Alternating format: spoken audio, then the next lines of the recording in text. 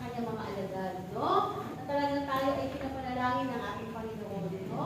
At yun na nga, sabi nga doon na ito ang buhay na walang hanggan, ang kilalanin nila, no? Ang isa at tunay na Diyos. Amen? Kilala niyo ba si Amang Yahweh? Amen! Kilala niyo ba? Amen! Amen! Malak sa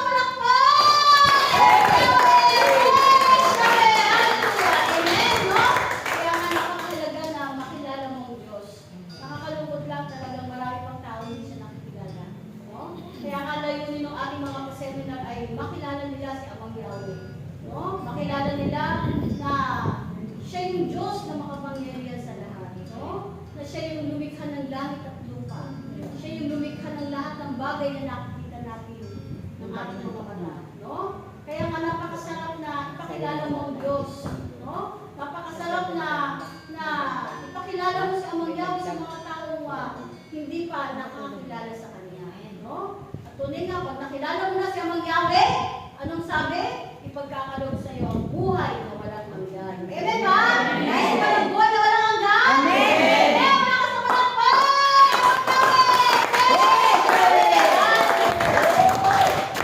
Okay, so ito ay dadaan po tayo ngayon sa mga kapahayagan. Sa unang kapahayagan, may pagkakaloob ng paborito.